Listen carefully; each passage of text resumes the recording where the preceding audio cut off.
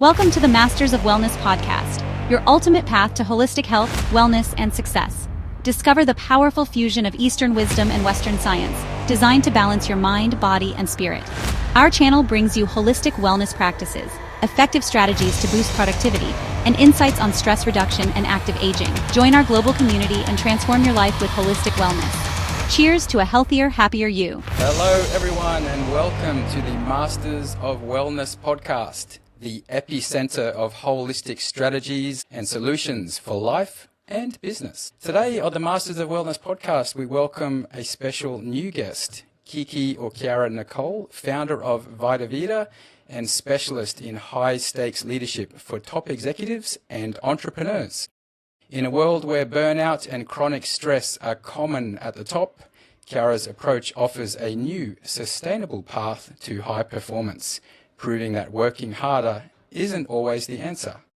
Let's dive in. And Kiki, I noticed that recently you've just traveled to Spain. When we're on holidays, how fast does time fly compared to the anticipation or the waiting of, I'm going on a holiday in a month's time? Like that 4 weeks of waiting for a holiday seems to feel like 4 years. But your 4 weeks on holiday feels like 4 days. Why is that? And tell us more about time design, please. Yeah, so really interesting that you brought that up because this holiday for me was actually the opposite of that. And I commented and kind of observed this when I was there. So for context, when I go to Spain, I visit my best friend and her husband, and they have a beautiful big piece of land in the Spanish countryside. They live off-grid, so they run on solar, they have their own well, and they have no TV and minimal screens. And so being in that space, time actually slows down and expands because there's very little quick dopamine fixes.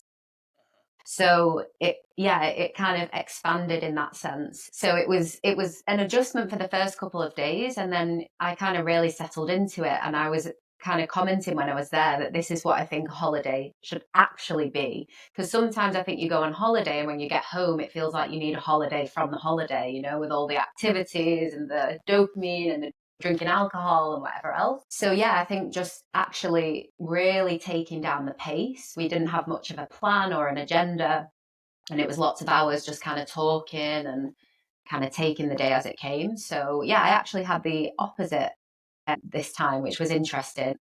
Was a really powerful observation for me in terms of time design, because I think those total unplug moments are critical for high performance, to be able to kind of recharge the brain fully and totally unplug from whatever you're building at the moment. So yeah, that was my experience. And in answer to your question, I think why it goes, you know, it changes in terms of speed is because when we're preempting something, we're not present.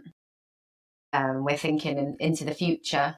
So I think it's to do with those timelines of being present here now, or kind of willing the future to come sooner. So is it because when you plan a lot of things on your holiday, like I know a lot of people go on holiday and they set their agenda. On day one, we're going to travel here, we're going to do this, we're going to visit this historical site, and then we're going to go here for dinner. And then day two, and then day three. Like planning a holiday out like that compared to, I guess, what you've shared this time is wake up and see what happens. Is that possibly the reason why the sense of time changes?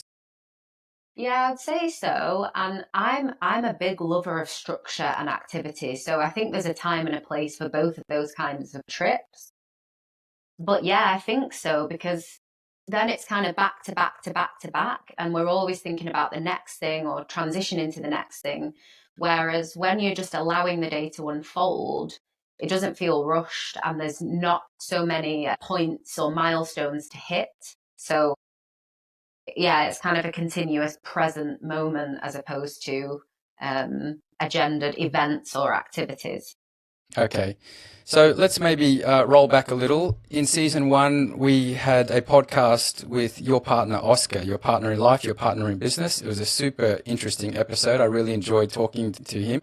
So maybe give us a little bit of background about yourself. Like, where did you come from? What brought you into this type of lifestyle and this type of work? And tell us about your business as well. Yeah, totally. So it's actually linked in really well to the conversation we were having before we started recording, because the reason I found yoga ultimately, which sparked the direction and the life path I'm on now, was because my dad passed away when I was 21. And that was the beginning of let's say, a spiritual awakening for me, where I really began to question the nature of reality, the nature of the mind. I got very intense anxiety after he passed away, which forced me to start to examine the mind and how the mind works. It also brought a lot of big questions in terms of, like, why are we here? What are we doing here? And I think for the first time, I was really faced with the reality of, like, it is totally possible that you could just live a life having not really fulfilled everything you want to and then die in your living room. Like, that is a possibility. I've seen and witnessed that now. So it really kind of lit a fire in me to make the most of each day and to, yeah, get clear on what I'm here for and why I'm alive and all of those kind of big existential questions. And as you were saying, that thing of, like, oh, my parents won't be here forever. And, like, I lived through that of, like, oh, right, this authority and person that just seemed eternal because they taught you everything and were always around, now they're gone. So it was a powerful awakening, and I always say that's the best thing that ever happened to me, because it shifted my relationship to my health, to my body, to my life path, my relationships, and so on. And so from there I began to practice yoga as a way to calm intense anxiety. And about 18 months later, I went to India to train as a teacher. And about 18 months after that, I moved to India to train other people to be teachers. And so I've kind of been following that path ever since. I've been teacher training all over, kind of across India and Europe, to train people to become teachers, facilitators. And then within the last year or so, myself and Oscar have kind of come closer in merging our visions. And this new piece arose for me, which was an interest, because I set up my own business. And so I was kind of catapulted into the world of entrepreneurship. And I got excited about finding this bridge, because I'm not the kind of yoga teacher or yogi that's like, I want to sit and meditate and just eat vegetables. And, like, I'm very action oriented, I'm very practical. And so that kind of very airy, fairy, floaty energy doesn't align with me. And so I saw this bridge between how can we bring this sense of presence and peace to an industry and a kind of area of society that really needs it. And of course, the answer there was business. And I find business very exciting to build, to create, to expand. So I think it's, a really cool mesh and kind of bridge between those two worlds, which inspired the launching of Vita Veda to do exactly that, to bridge Eastern philosophy with Western technology or innovation so that you can experience both presence and productivity. And because I reject this idea that you have to have one or the other. You can be really prosperous, or you can follow your purpose and passion. You can be abundant, or you can be artistic. And I reject that. Of, like, no, I'd like to have both, thank you. Kiki, what's the percentage rate of depression, suicide? I mean, you hear this in a lot of occupations, like dentists in the United States is a high percentage of suicide for what they're dealing with on a regular basis. How about entrepreneurs? Have we ever talked about that? What's their depression rate? What's their overall anxiety rate? How many of them are on Zoloft? That's so interesting. I watched a film with that a couple of nights ago. I don't know specifically when it comes to depression or suicide. I have looked up statistics in terms of more burnout, stress, and there's a large percentage within the workforce. There's a big separation also between C-suite leadership and employees, and the C-suite feeling as though they are listening to the employees and the employees feeling as though they're not being listened to. There's a big percentage of C-suite leaders who are considering quitting and wanting to leave. So I think it's more in the direction of burnout and anxiety, at least, that I've come across. I don't know in terms of suicide and depression. I'm sure there are some statistics around that as well. But it's the stress and being cut off from the other arenas of life, aka family, joy, creativity, that's really kind of sucking the energy out of people in these high stakes, fast paced environments. A couple of months ago when we first connected, we had a lot of alignment talking about what we're doing on our podcast and what yourself and Oscar are doing. But the phrase time management came up, and then you said, when we do this podcast today, we're not going to call it time management, we're going to call it time design. Can you explain the difference behind that? Yes, I can. Time management, I think, is how to put this. Time design, it adds the creative aspect. And it feels like it comes from a sense of abundance and expansion as opposed to this energy. Like, I'm going to try and control time because we can't. Like, time is a construct of the human mind. You know, there is only an eternal present moment. So for me, design feels much more creative and expansive. And I think my hope is that it embeds into the person that you have freedom and sovereignty over the way that you spend your time.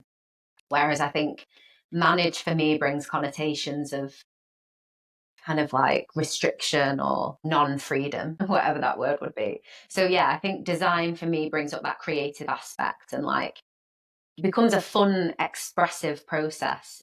Because in my opinion, time is the greatest asset that any of us have. It's finite, and once it's gone, it's not coming back. And so I think it's extremely important that we become very intentional about how we use that finite resource. But yeah, I like to bring that kind of creative aspect, which is why I use the word design. Yeah. When people are coaching something such as time design, business coaching, lifestyle coaching, so on, like there's a lot of very professional coaches that you see online and some very successful people that help others. It usually starts because this person has got their shit together and other people look to them for inspiration. You know, someone would look at, for example, a famous fitness trainer, they'll look at that fitness trainer and they'll say, I want to learn how they live their life. What do they eat and what do they do for training? And then a successful business coach, people look at them and say, I want to follow their path and see how they run their business and how they work as a leader. And then for yourself, so obviously people along the way have said, hey, Kiki, you've really got your life together. You seem to be in control of your time. You seem to have a great balance in your life.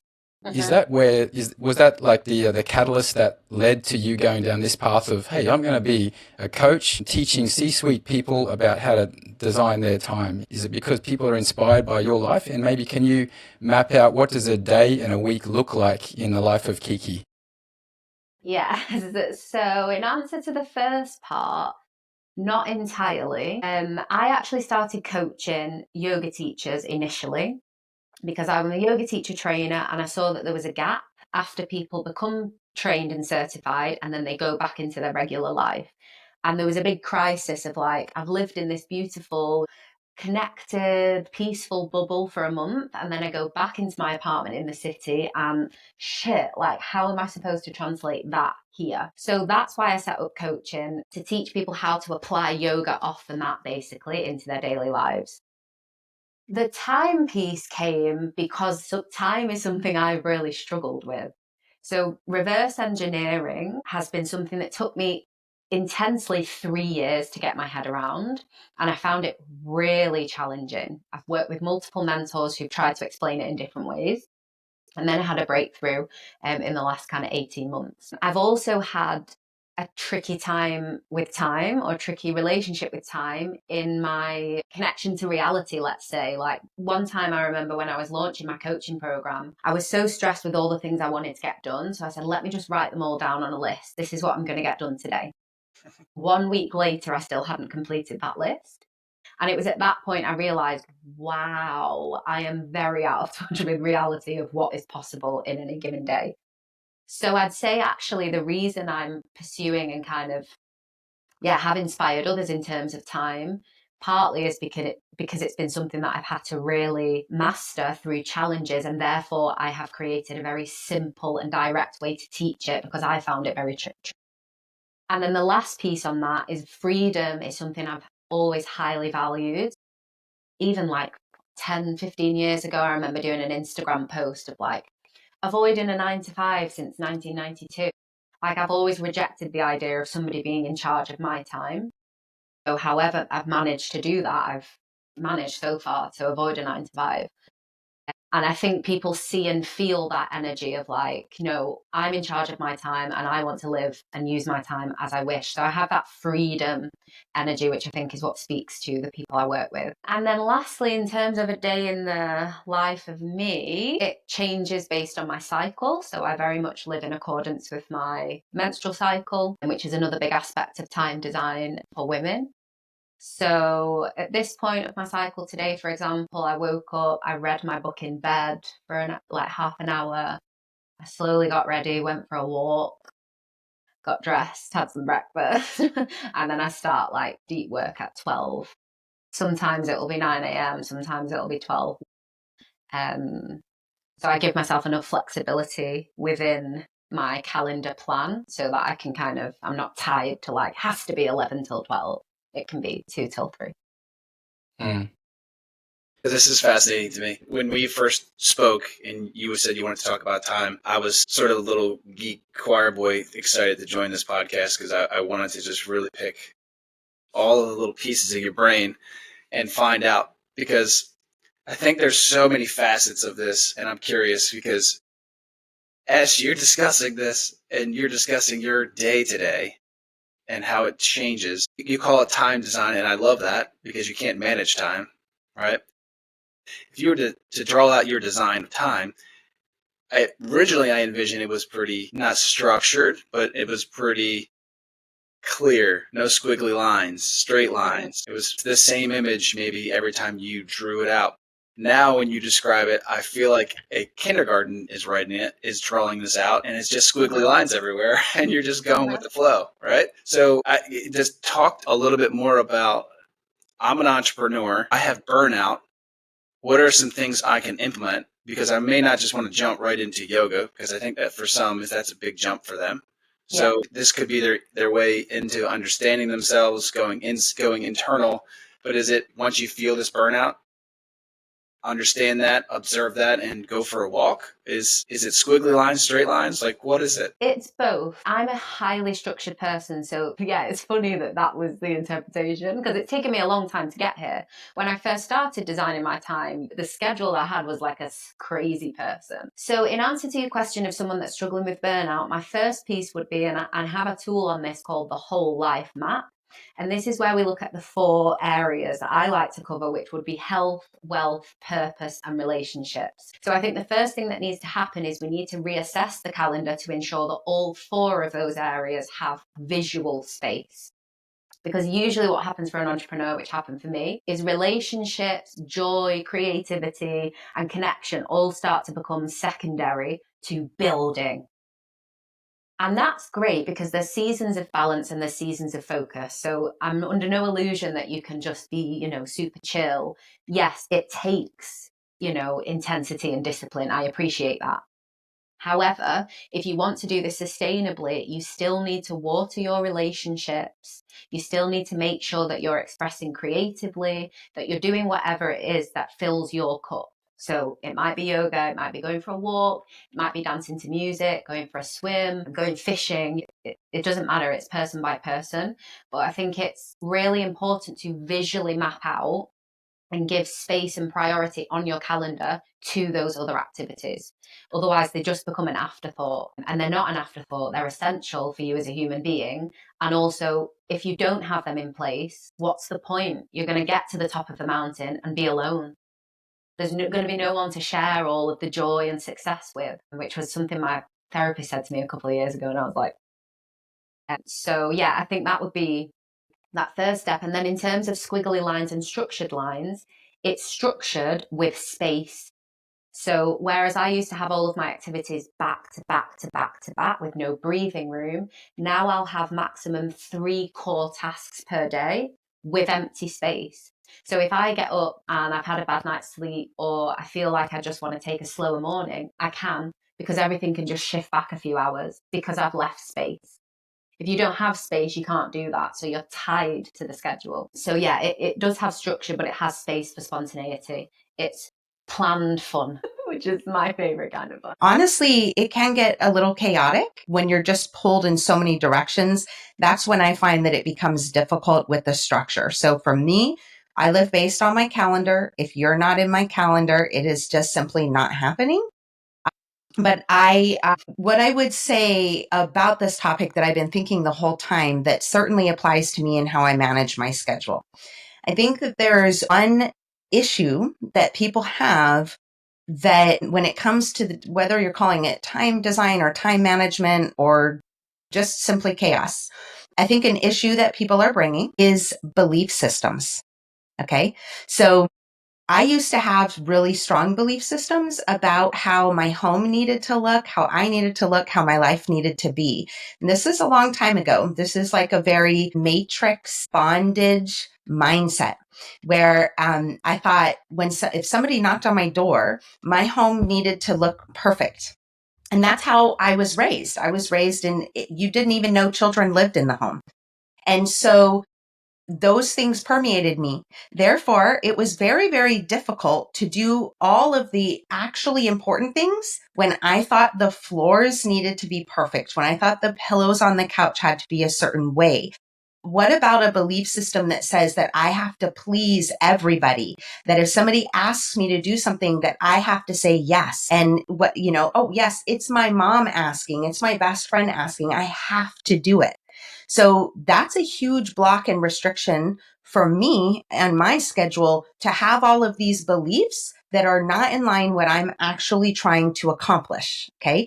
So one of the main ways that I can accomplish my life is I had to relinquish the control of thinking that I could do all of these things. So one thing that I have is I have a housekeeper who I love, who comes often, twice a month to clean my house. I don't have time. My mother gave me the most wonderful plaque. She travels a lot. She found me one of those little wooden plaques that says something. And what it says is, I can't clean house and save the world at the same time. I keep that here in my office because I had to come to a point where I gave myself permission to allow another woman to come in and clean my house. And a lot transpired over that. I had to develop trust and maybe teach her to use some of the products that I would really prefer in my home, or knowing that if I leave my house or I'm in my office working with a client, that I can trust her in my bedroom and my personal space with my jewelry and my medicines and all of the things I have in my home. So I've made a lot of shifts in myself through my growth, but what has forced me to grow is the deep calling that I have. We're all here manifesting our reality based on choice, the actions that we take, not the thoughts that we have. And one thing I've said about myself for a very long time is my life is not my own. And I don't want that to come across as I am a doormat for other people or I say yes to every single thing. No, I don't. That's not what I mean by my life isn't my own. I do have to live for myself, but I am here clearly to be of service to other humans. None of my talents, skills, gifts, abilities are for me. They're for the world. And therefore, every step I've taken, every door I've walked through has led me to the next thing, which is an addition on my calendar. Going from calling to learn yoga for myself, to relate to Kiki, to learn yoga, then to go, whoa, I really want to know these shapes really well so that I hit all of my cues and I'm truly doing the work. That led to being asked to teach, led me to teaching 10 classes, led me to teaching workshops, led me to converting those clients into personal clients. And it's all just filling up the schedule. So guess what I had to do, y'all? I actually had to stop teaching yoga. I had to make a choice. I'm actually trading my time for money. It's an energy exchange. What can I do? And get really serious. So when I'm designing my time, I'm prioritizing in exactly the same way that Kiki's talking about what is absolutely required of me. Today, I have a podcast. I have a combo client, but scheduled time all the time for my kids, for my husband, for myself every day. I live a very privileged life. I do not have to work. As a woman, my husband provides my life for me. Everything I do is from my heart and because I want to be of service to humanity. And so I have to limit my clients, limit who I take, because you can rest assured I'm going to play as much Mario Kart with my kids as possible. I'm going to spend time every day with them. I wake up in the morning every day and it is all about Kari because I cannot be the woman I am for the world, for my husband, for my kids, if I'm falling apart. I start every day with hape and meditation time and just listening inside. And then I let my day unfold. I take time to play my New York Time word games. Those get my brain going. They take me from seeing cross-eyed and being groggy in the morning to being on fire and having everything fire off in my brain playing these word games. So I think that we have to work on our belief systems, prioritize what is actually important to us. And then sometimes we have to make really hard choices, like going from a yoga teacher that everybody loves and building that business and having all these things. And sorry, I'm going to bring this up, but aligning our ego with thinking that's who we are. I'm special. I'm a yoga teacher. Everybody loves my classes. Everybody wants me to sub for their teacher. And we're attached. We have attachments. And sometimes we have to say, I just can't do that anymore. If I'm going to provide this service, I can't do that too. So we have to live in Realville. And there is only so many hours. And yeah, I agree with Kiki. You have to schedule in for yourself. The very last thing I'll say about it for me personally, I think everything is very personalized. We're all bringing like a different, like one thing I love is human design. It could tell us a lot about how we take in information and digest food and temperature regulate. And that can play into how we do things. For me, with the Akashic records, like my created intended purpose, I have a very strong feeling it's the same as Kiki's is, where she mentioned earlier, time freedom is so incredibly valuable to her. Freedom is valuable in general. And so there is differences of how this is executed for different people. But one of the pieces for me personally is I'm a Leo and a Leo sun. And that's really like the structure of who we are. And so something that's taken me most of my life to figure out about myself is that I'm a lion and I emulate a lion in life. And so how I work is I rest a lot. I'll take time off to where I'm down for 10 days. I'm trying not to schedule clients. Maybe I have to walk into my office. I'll have 2 or 3 clients in 10 days. And I am laying around, laying in the sun, laying by the pool, going to the beach, hanging out with fam.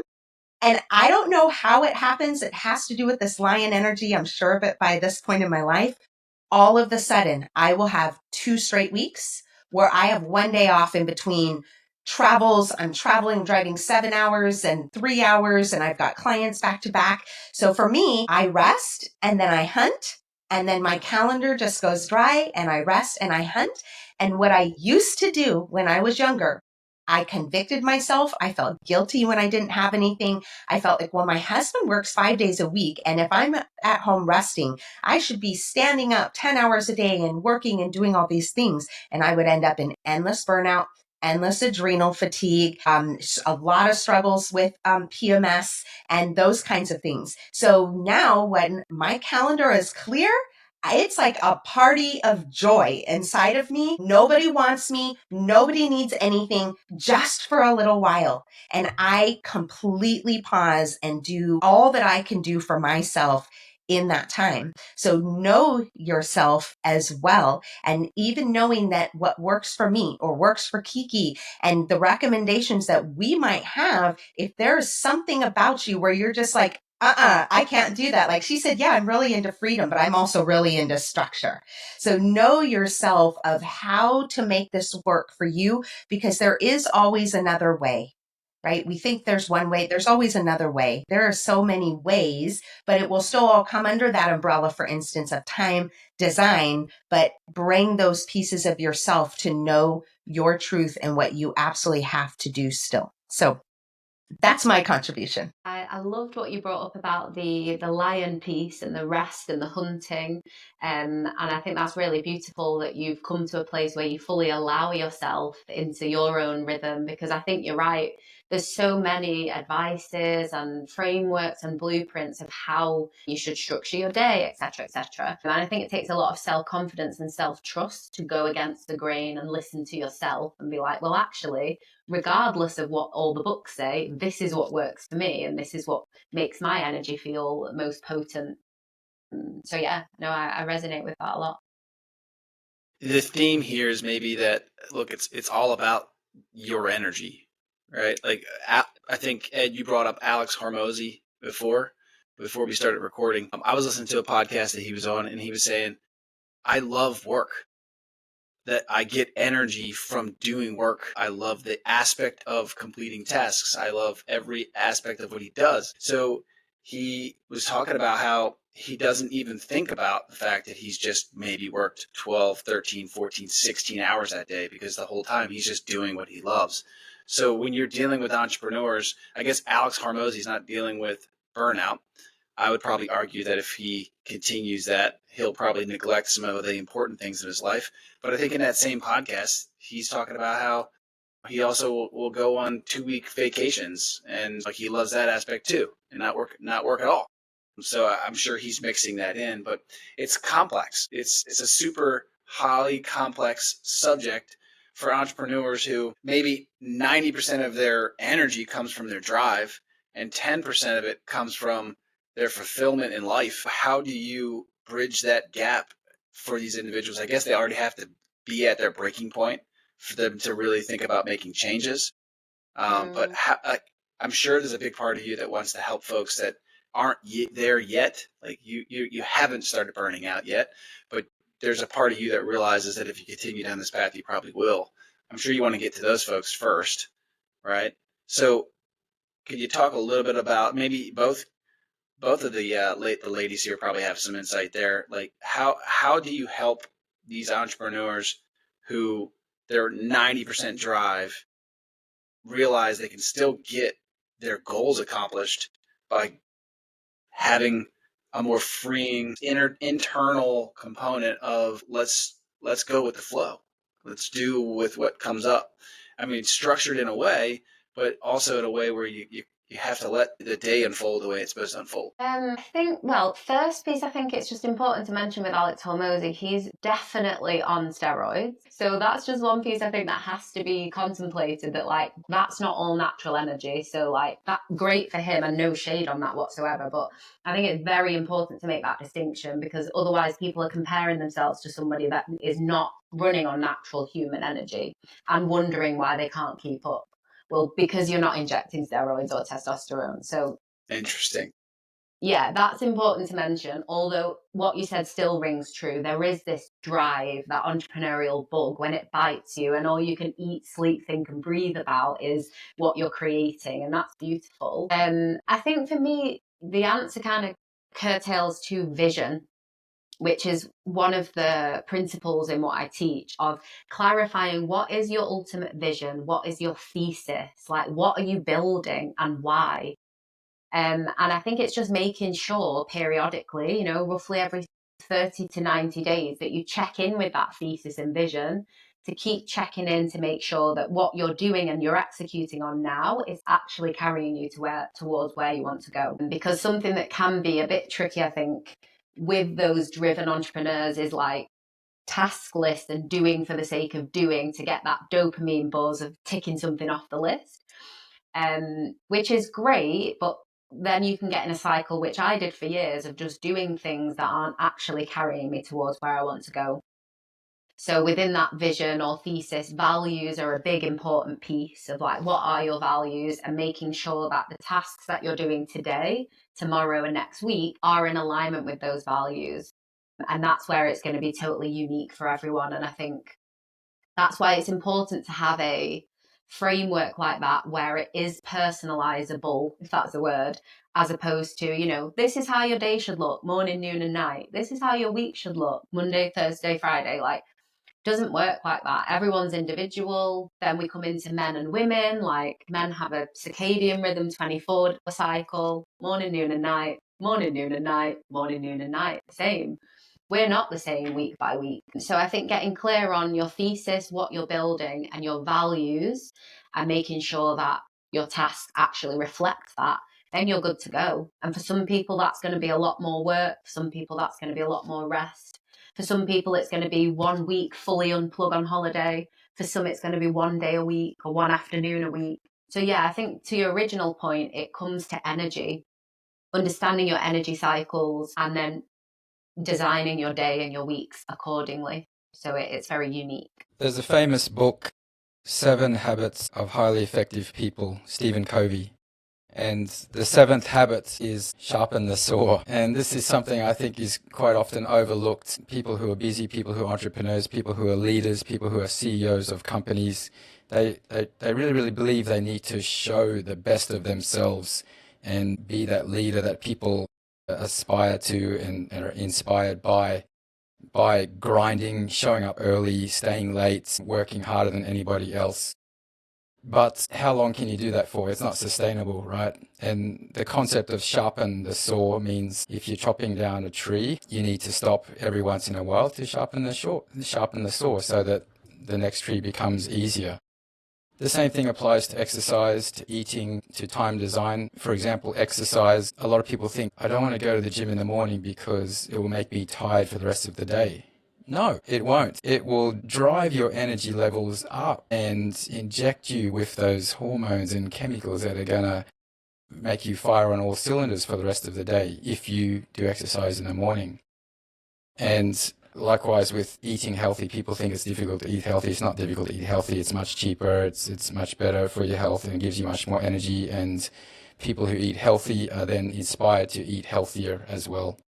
Likewise, people who exercise are more inspired to eat healthy. So when it comes to time design, people say, oh, I don't have time for this, I don't have time for that. So how do you speak to those people? I think to pull in Kari's point from earlier, it's that then we're getting into belief system work and there's not enough time or I don't have time. From my experience comes from a root belief of lack. So it's a lack mindset of there's not enough, I don't have enough. That's what it is. I'm not enough in another costume. And so that's where we'd come into more kind of subconscious belief system work. Because on the point there about the exercise, Ed, of like, the nutrition, it's easy to eat healthy.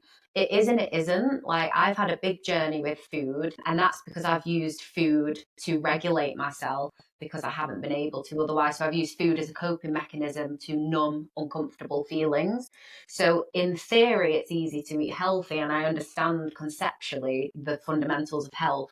But in practice, when your subconscious takes over, and you're reaching for this, that, and the other because you don't know how to regulate your own emotions. It's not so easy. And I think the same thing applies to time. A lot of it is unconscious behavior and it's happening before you've become aware of it.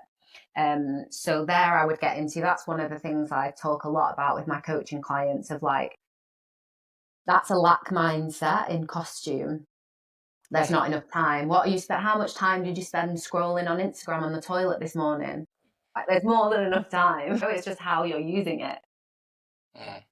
But yeah, I think it's about getting to the root of the resistance because often what is said out loud is just the surface. Yeah. Earlier on, you said that you fell into entrepreneurship. I think a lot of people that find themselves in the grind of the workforce, they always have this dream. I want to do my own business. I want to be an entrepreneur.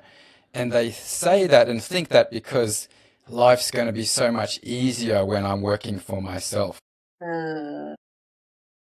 Tell us about your experience working with entrepreneurs who believed that was what was going to happen.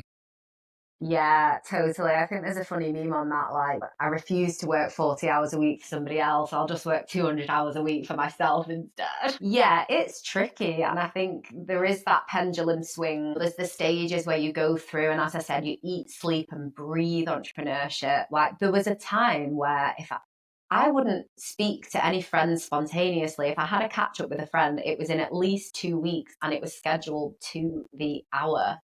And then it would come around and I couldn't even be bothered because, entrepreneurship was everything. Yeah, but equally, I think that's a part of the process. And I think there's a place for that. Personally, jokes aside, would rather work 200 hours a week for myself rather than have someone dictate my time any day of the week over and over again. And because that's very important to me, that sovereignty and freedom is of the utmost importance. So it's not optimal. But I think it can be, a necessary stage and it's kind of part of the journey. But I guess where I'm coming in and where I'm helping my clients is to collapse those time frames, to bring in these principles at the beginning of their entrepreneurial journey rather than have to struggle through it as I did and try and kind of condense some of those portions. I have a client actually at the moment and she had a Reiki healing session a few weeks ago. And apparently the Reiki healer came up by her head and was like, I'm getting like calendars and schedules, but it doesn't feel like it's stressful. It feels like it's really peaceful. And she told me on a session, we were laughing our heads off because I've helped her with a lot of organization and structure. So yeah, I think that's where I see my part, is to kind of bring in these tools from the get-go, because I think it is possible to build big with less time, like less but better. When you get highly intentional and cut out all of the noise and you set a big, impossible goal, I do think it's possible. Like, I'm getting more done now than I ever have, and I have more rest and empty space in my calendar than I ever have, which is a paradox. It doesn't seem like it would make sense, but it does. Yeah. Because it's intentional action rather than busy work for the sake of it. Time has a relative value to each person. And if we use an analogy of money, most people would rather be paying a home loan for their own house to the bank, because that money belongs to them, that house belongs to them. They would rather do that than to pay rent, even if the rent is a little bit lower, because that money is going to somebody else and it will not belong to you in the future. So I think that's a little bit similar with time as well. Most people would rather spend more of their own time if they know it belongs to me. It's my business. I'm building it myself. I'm designing my day, and every hour of my days belongs to me. I'm not giving it to somebody else. Yeah. Kari, similar to you, Kiki has worked with many clients from different backgrounds, different cultures, different socioeconomic groups as well. Kari, do you want to tell us a little bit about your experience when you're working with clients and this concept of managing time, or too busy to prioritize things in your life? How do you face that conversation with your clients? Well, probably very similar to Kiki. I mean, I'm just a very direct person. I'm just going to ask people, what do you have that's going on? I mean, like we kind of mentioned it earlier, people will tell you they don't have time, but they're spending 4 hours a night smoking weed and scrolling. You do have time, and maybe you just need to be called out. Also, if somebody isn't willing to do that kind of work, or if they can't get beyond their thought processes, like I don't work with those people. I have the privilege of being able to be very select. Like when the student is ready, the teacher appears. And if you're not ready for what I'm teaching, you're just not my client. And I've learned that the hard way. When we work with people that are not really in alignment with us, what happens is you actually become the enemy. Soon as you trigger them, they are very angry at you, and they are happy to tell the world how you are the worst for telling them that they buy Starbucks 7 days a week and they actually can afford something, or whatever it is. But it would be exactly the same as what Kiki's talking about. There's belief systems. Two things. Chuck asked Kiki a question earlier about entrepreneurialism, and it kind of ties in here. Is Chuck was saying, some people are working a lot. Kiki was talking, yeah, we want to work for ourselves as many hours as we can. Not everybody, right? Certain people would much prefer that. I think other people feel safer working for somebody else, and they can make great money doing that too. So obviously entrepreneurialism is not for everyone. Otherwise everybody would be doing it. But for those that are really called, something Bashar, I'm sure most people know who Bashar is. Daryl Anka, right? He was Paul Anka's cousin. He works in the film industry, and how y'all probably know him. He's a guy with a big bald head. He holds his hands in a concentration mudra, and he channels an entity named Bashar. And he's very interesting. I'm not saying whether I agree with him or if he's actually channeling an entity named Bashar, but I am saying he blows my mind consistently and with the answers. And no matter what I've ever thought he would say, he's taken it in a radically different direction. And somebody one time asked him a question about anti-aging. She said, is there a way that we could stop the aging process or slow it down? And his answer really surprised me. He told that soul that the answer to anti-aging is to figure out what is truly in alignment with you and spend your life doing it.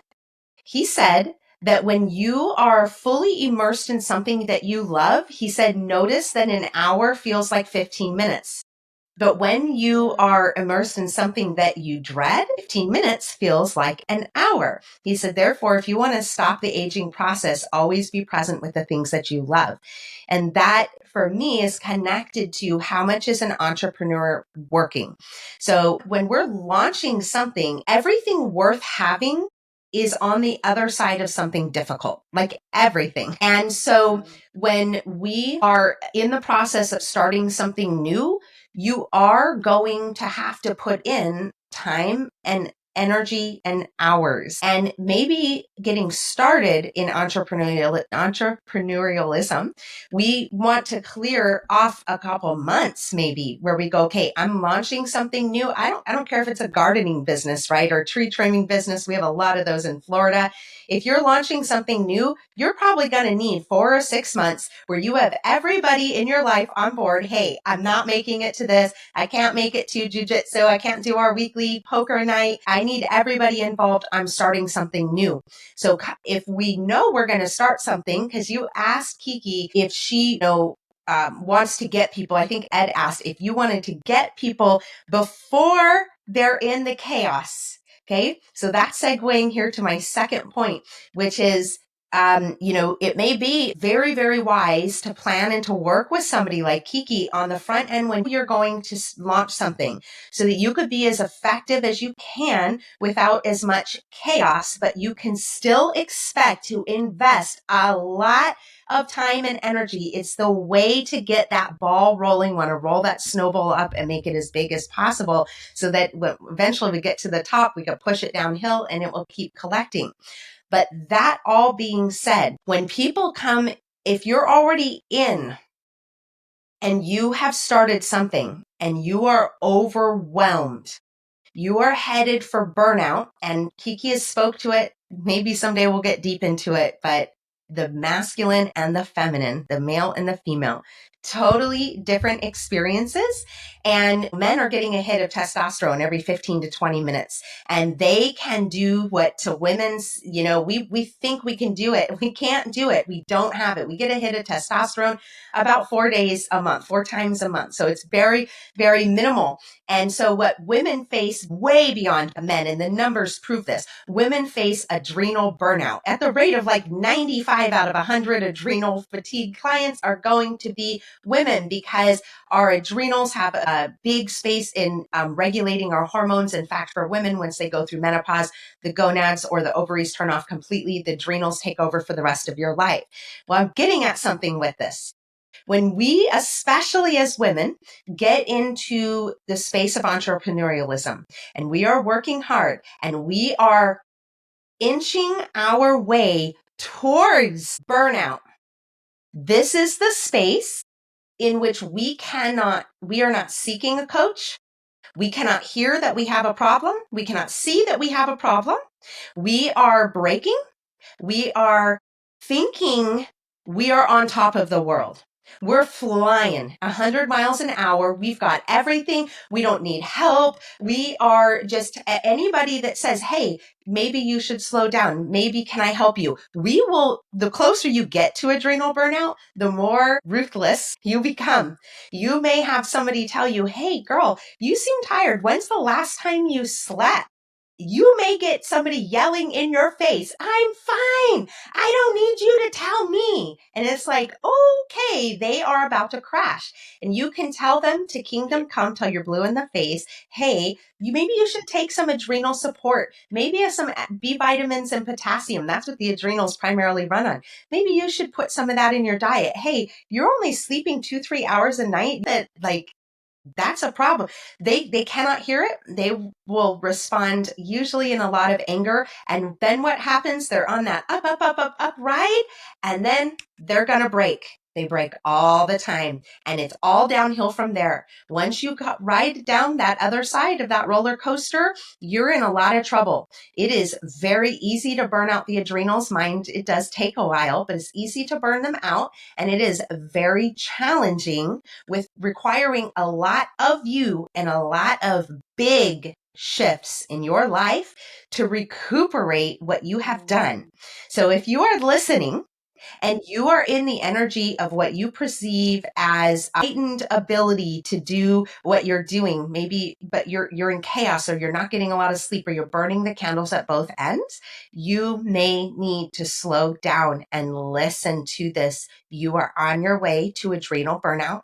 It is not pleasant. When you get there, you feel like you want to crawl in a hole and die. And everything that you have worked for is going to become incredibly difficult to do when you wake up in the morning and you think to yourself, I would rather crawl in a hole and die than do this day. Okay. So that's a precarious place. And I wonder if Kiki knows what I'm talking about, has seen this happen, and knows that the very best place to work with somebody is before this happens. And if you think you can do it all by yourself, then we might have a big tribal wound here, because we are all sharing in tribal wounds. We have been removed from tribe. We actually think we can do everything on our own. While we have to walk the path alone, we actually need to reach out for help. And you are a human. You need sleep. You need nutrition. You need time for yourself. And so be very, very careful if you're in that stage. It is easy to crash no matter what you think. Yeah, I love that last piece on asking for help, because this has been a big transition actually at the end of last year when Oscar and I started to work together, because I was very much on that hyper independence, go, go, go, go, go, living off cortisol path. And one quote that I heard, I can't remember who it's from, but it was really powerful, was something around like, those who don't ask for help have to keep a small vision. Like, you have to keep your vision small so that you can do it yourself. So if you want to have a big vision and you really want to create a big impact and big ripples, it requires more hands on deck. And I think that was a really powerful perspective shift for me, because I do have a big vision and I do have a very big wish and purpose to create impact. So yeah, I think it's a powerful shift to make and let go of this hyper independence, because it's a coping mechanism ultimately, and it got you this far. I think that's a big piece to mention. Of just, yeah, this is where the kind of inner work comes, and the regulation and the nervous system, of like recognizing that a lot of these habits and behaviors are coping mechanisms which we had to develop as children, and they got you so far. Like, I had to be hyper independent for one reason or another, and it helps you until it hinders you, and then once it's hindering you, it's time to let it go and thank it and kind of and expand into the next chapter, I think. So yeah, I think that asking for help piece is massive, is really, really big. Kiki, I know that you hold workshops. You also work with clients one-to-one. And I noticed on your LinkedIn, in your introduction, it talks something about crypto founders. Is that like a specific demographic that that you've resonated with, or that needs your help? Yeah, in the crypto piece, it was actually something my assistant suggested, and we really wanted to dive in and try it out in terms of a niche. We really align with crypto and Web3 space because they have a deeply shared value for sovereignty and decentralization. And it's also the tech industry, which is like high paced, very fast moving, as the markets never close. So it seemed like a kind of good place to focus our energies. Nevertheless, of course, we're open to help founders and leaders within different industries. Yeah, tech and the crypto space just feels like it moves particularly quickly and has that kind of insular, sit in front of a computer all day kind of energy, which we need to break. So the main offer that we're actually refocusing on is our Be the Change retreat. So this is an immersive kind of 5 to 7 day retreat for founders, leaders, and leadership teams to unplug and to reconnect to the big picture vision and ensure that the daily, weekly, monthly, quarterly actions are actually carrying them forward towards that big picture vision, as well as ensuring that each individual founder or leader within the team is also in alignment with the overall company vision. So, yeah, realigning ultimately. And then we're also offering masterminds, so where we would come into the company for a kind of 3 day intensive. So the mastermind would be more focused on time design and ensuring that everything is in alignment with the overall company goals and visions. And then Be the Change retreats is more of a kind of deep dive into creating emotional alignment and kind of team cohesion, momentum between the members of the team and personally. So more of that kind of inner work. And then we're kind of offering workshops at the moment. So we've just booked a live event in Stockholm at Nordic Blockchain Association. So kind of one-off live events as well, offering workshops there around time design. So the core framework with time design is vision, structure, and regulation. That's kind of the three-part framework, focusing in on which area of that is creating a bit of a bottleneck to your momentum and what you're trying to build. I love what you're saying, Kiki, about what you're doing. And I'm surprised and yet not surprised that you just brought up crypto. Crypto is my world too. And what's super cool about what you're talking about is you're reminding me that we are stepping over the line into our future. When it comes to things like crypto, nothing can stop what's coming. It's coming. It's not if you like it. It's not if you think it's going to, all the beliefs, create a police state or take away personal freedom. It doesn't matter what you think. It is coming. You can be the victim or the victor. And I always choose victor. But this is really what Kiki's talking about. In my opinion, I think Kiki's the total package because she is helping to drag people across that line. Now they're coming willingly, so it's not going to be so painful. But what she's talking about, corporations and meditation and time management, like we're talking about a healing piece. And it's also helping us step into this future. If we don't heal, that's a huge part. We have to heal to step in the future. That is why the healing modalities are here. That is why the plant medicines are here. They didn't just show up arbitrarily. They are here because we need them. And then we need to step into our future and try to salvage our in crazy economies and personal financial situations. I don't know anybody that's not in some kind of situation. And these are answers, but not if we're living in the past. If we want to heal and we want to get right, we're going to have to go forward. So we need all of these pieces in place. So Kiki, I just love you. I love what you're offering. I can see that you are making such a beautiful contribution in this space and in healing and taking back our power and control. And you're also a testament. Again, we can be in the world and not of the world. Now I'm quoting Jesus or the Bible. We need to be in the world and not of the world. So it doesn't have to be my total obsession, but I am going to hedge my bets. I am going to do my inner work. I am going to buy my cryptocurrency and get really studious about that. Like I said, nothing can stop what's coming. So we don't have to go all in and embed ourselves into the fabric of the matrix, but we are here, y'all, to experience this matrix.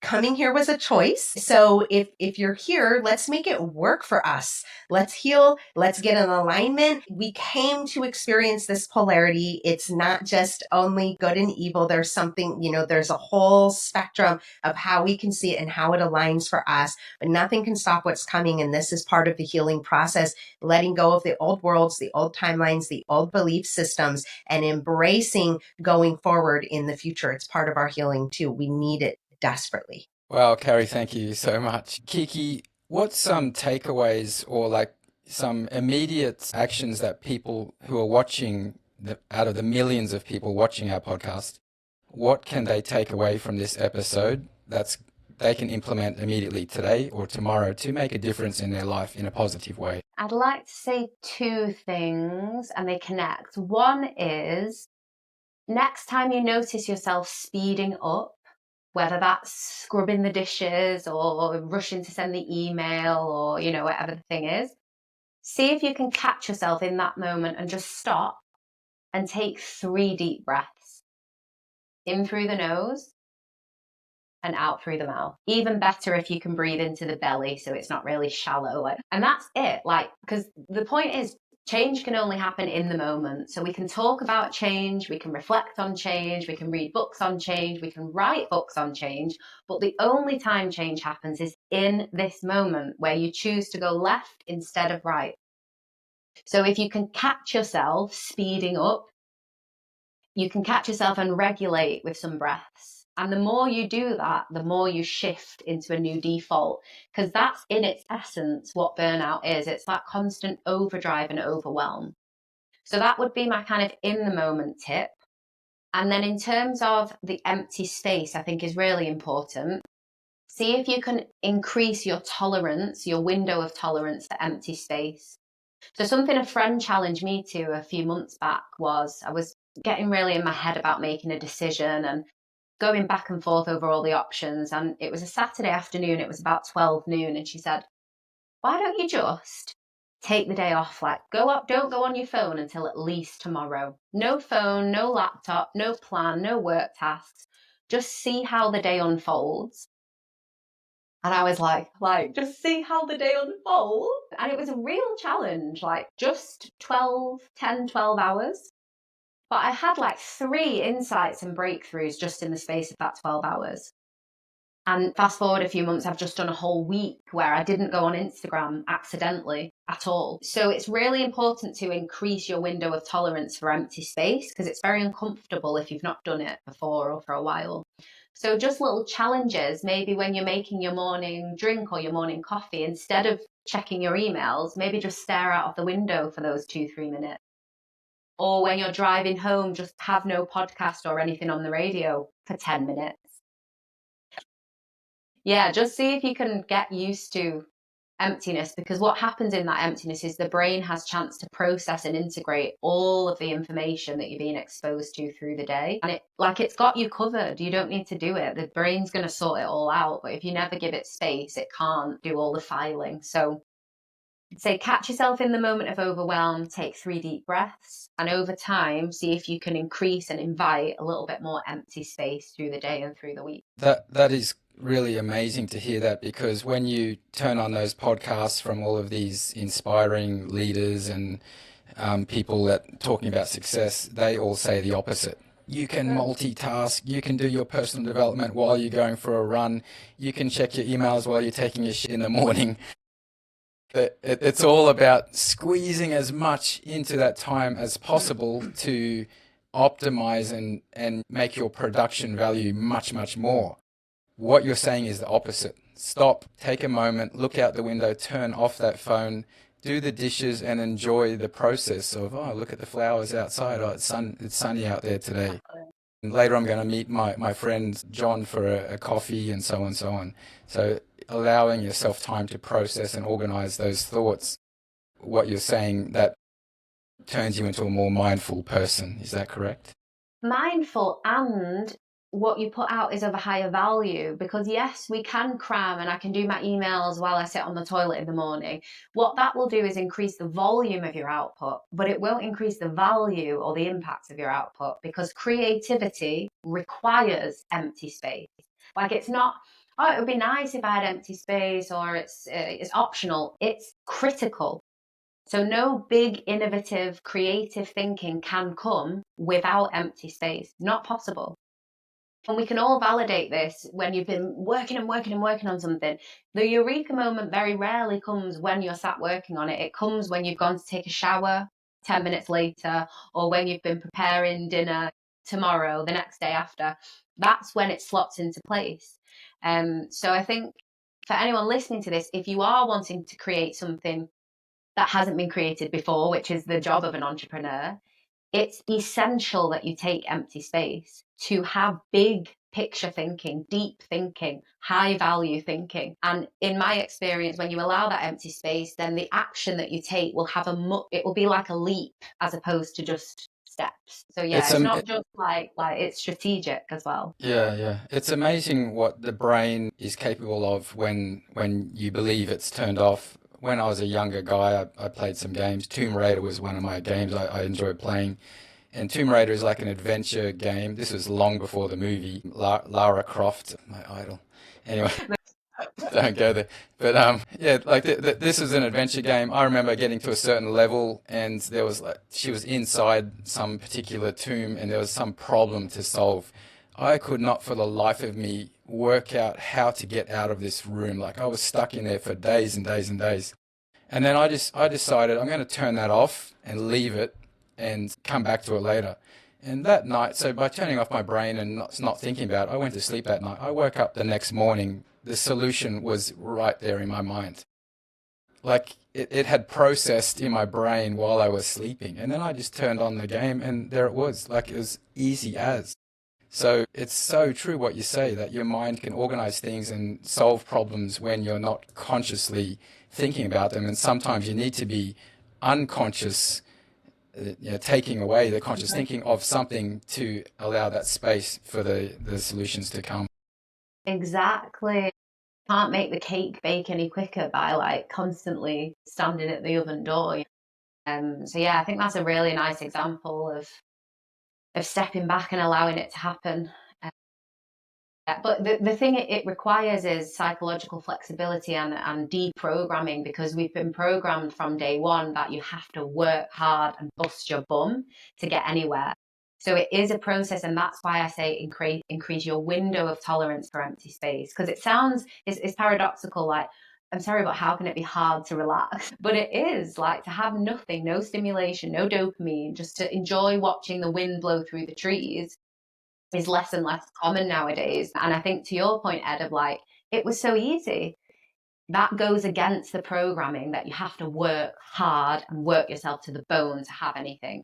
And as I said earlier, obviously hard work and work ethic is important, and putting time and energy into something. But in terms of great leaps, it requires deep thinking, and that's actually more effortless. It's not just constant toil, it's imagination and creative thinking, which it does require that space. Go dancing, go for a swim, just let your brain process. That is an amazing golden nugget. Kari, your final words of wisdom, please. My final words of wisdom, a very quick contribution. Y'all were talking about getting a break or getting some sleep. And we all know that term, sleep on it. And it works. There's some wonderful science about how our brain works and what's actually happening when we're sleeping. But I just want to put out there, big decisions, they take 3 sleeps, not 1 sleep, 3 sleeps. So when it comes to something really big, do I move out of this place? Do I sue this person? Do I get a divorce? Do I confront somebody? Sometimes we need 3 full sleeps. So even though it's even a trap, the way we work in this fast-paced world is like, oh, good, they told me to sleep on it one night and I'll know. And that's true a lot of times, but sometimes you need more space and time. And so that would bring me to my real closer, which is use tools. We've been talking so much about entrepreneurs and thinking that we can do things on our own. And so this kind of sounds ridiculous, but I'm going to say it. Being on the path is the path. Okay. So what I mean by that is that there is so much work to be done. We might start working with somebody like Kiki and thinking she's going to help us in our entrepreneurialism or our time design, only to uncover that we have all kinds of belief systems. And she's saying, hey, in your time, you need to have some rest, and you're having an internal panic attack. And when you were scheduled your rest and you were told to go sit by that beautiful swimming pool of yours in your own backyard, and you went out there and you had like what they call monkey mind, and you were anxious and you keep reaching for your phone, even though you had committed to not even bring it out there, like that's a whole work and a process. And so being on the path is the path. Every new thing that you do, that you learn, every coach that you work with will help you find a piece or a few pieces. And you're going to graduate. You're going to say, oh, I've learned so much from Kiki and her specialties. And I've come to the end of the road with maybe her workshops and her coaching. Not to say we never swing back around. Then we go, this has taught me that I need to go and do XYZ work. I think I need EMDR because I can't stop running certain programs, or maybe I need a little hypnotherapy, or maybe I'm going to come to plant medicine. And surely that is going to show you that you need something else. So being on the path, realizing you are not going to totally arrive ever in general, but if we're talking specifics, like, yeah, you can arrive at your goal in business, but really getting to there from where you are today is going to take a lot of tools and resources and self-expansion. And sometimes those tools and resources will be helpful things. Maybe it's okay, I need to invest $100 a month in using one of these websites that's a personal assistant because I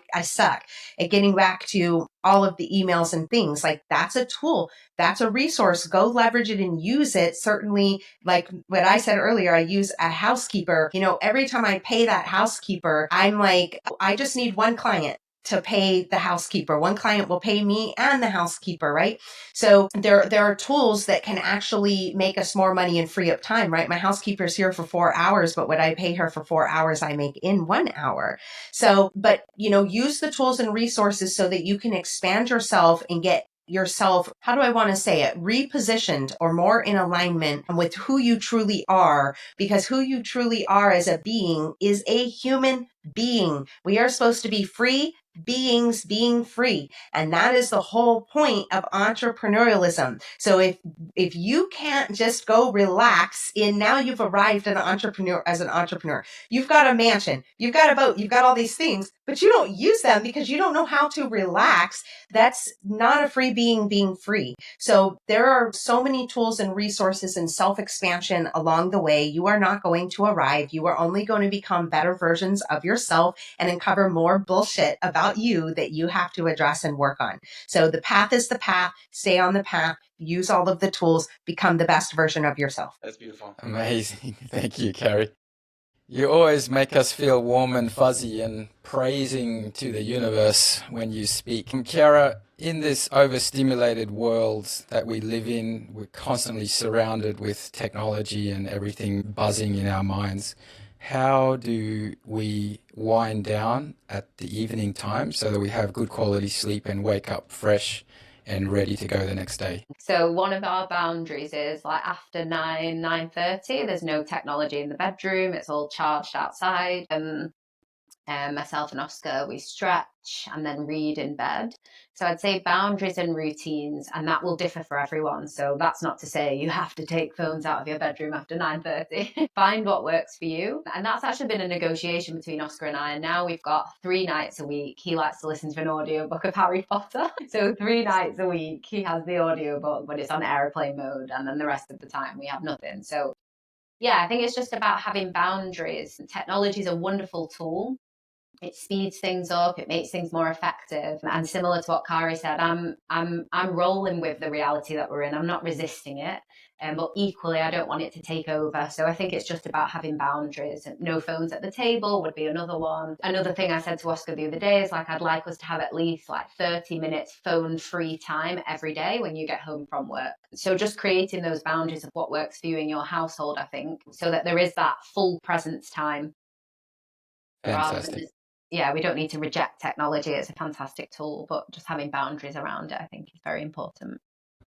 Yeah. So thank you both for being here. Kiki, thank you for sharing your wisdom. Everything you guys have said, I feel so privileged to have this podcast and to sort of be with you guys, because every single week, it's like you guys are speaking to me. It's amazing. It's like every single thing I need to hear. This is my once a week therapy session, I guess, right? But like you literally are speaking to me, but I know that obviously we're here to speak to so many other folks that are battling with this. Yes, as an entrepreneur, I do struggle with all these things, and hence why I've been geeking out. I've watched a lot of podcasts about how to maximize and optimize my time for many reasons that I won't get into. Ultimately, I am your target audience, right? So it's cool that I get to sit here and ask some questions, and hopefully maybe I ask some questions that others that are listening would have asked. But last night, for the first time, I had a realization, and I think it's because of all the work that I've been doing